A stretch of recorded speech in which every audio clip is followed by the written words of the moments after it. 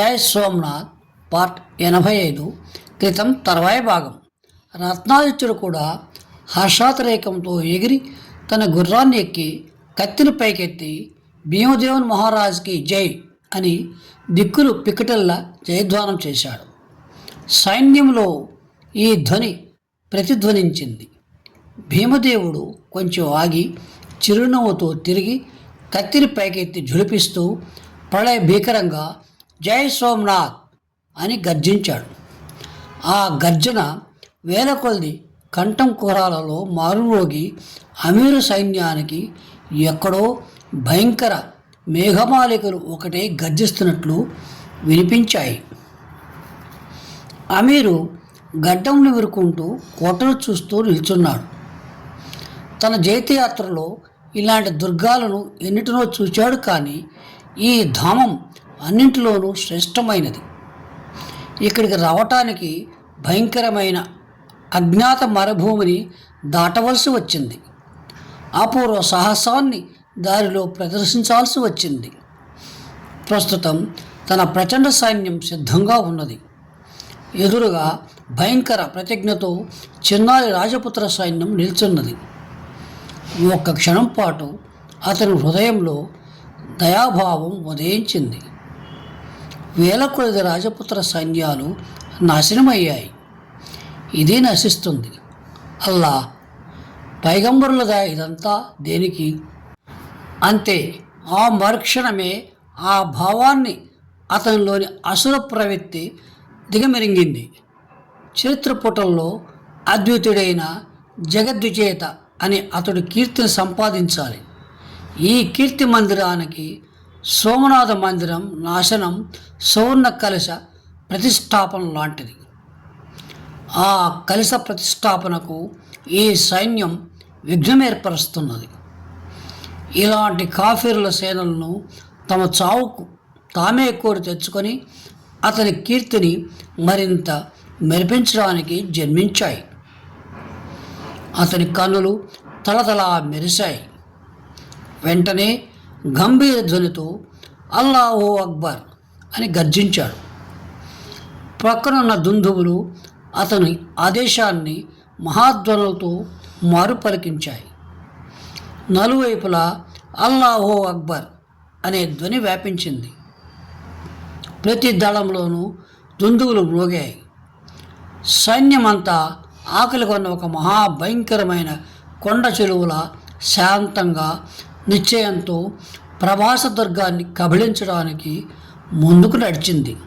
మధ్యద్వారానికి పైగా బురుజుల మీద నిల్చుని భీమదేవుడు ఆ వస్తున్న మానవ కూర్మాల సమూహాన్ని చూస్తున్నాడు.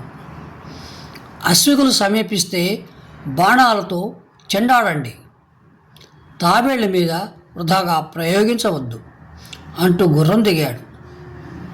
విమల, విమల అని పిలిచి, వీర, పరిగెత్తి విమలుని వెతుకు, బండరాళ్లతో మనుషులను కోటపైకి తీసుకురమ్మని చెప్పు. ఆ తాబేటి సైనికులు నీళ్లలో దిగగానే వాళ్లను నీటిలో ముంచివేయాలి అని అరిచాడు. చావడ భీమదేవుని గుర్రాన్ని ఎక్కి విమలుని వెతకడానికి వెళ్ళాడు. మహారాజు తన వింటిని అందుకున్నాడు. నేను బాణం వదలగానే ఒక్కసారి అంతా వదలండి.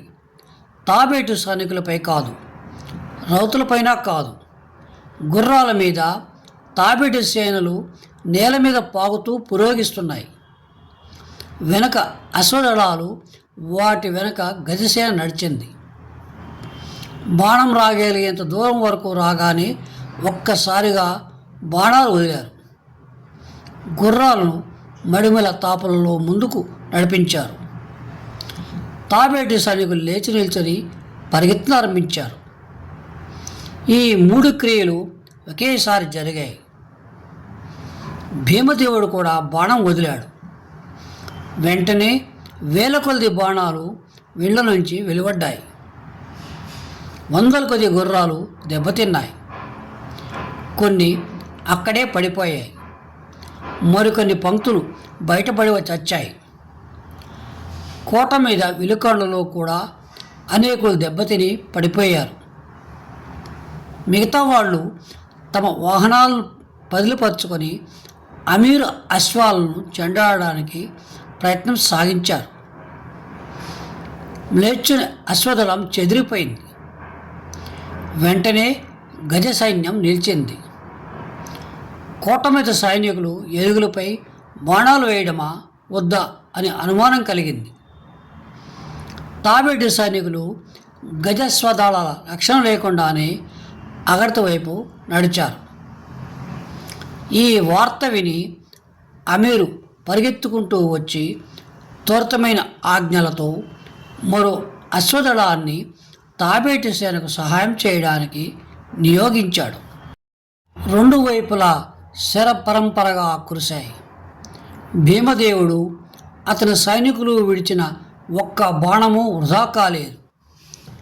ఏ గుర్రపు పట్టే, ఏ సైనికుని అరక్షత శరీర భాగమో, ఏ సైనికుని వీపో కనిపించేది. చూస్తూనే గుజరాత్ వీరుల బాణాలు వారిని చెండాడేవి. మహారాజు అటు ఇటు వెదికి ఎవరో ఒక సేనాను చూచి ఒకే బాణంతో నేల పడగొడుతుండేవాడు. దూరాన ఉన్న ఏనుగులు కూడా ఆయన బాణాలను తప్పించుకోలేకపోయాయి. అలా తాబేటి సైనికులు మరీ ముందుకు వచ్చినప్పుడు చూస్తే ఈ దళానికి వెనక నిచ్చెనలతో వస్తున్న గజసేనకు చాలా దూరం ఏర్పడింది. సశేషం.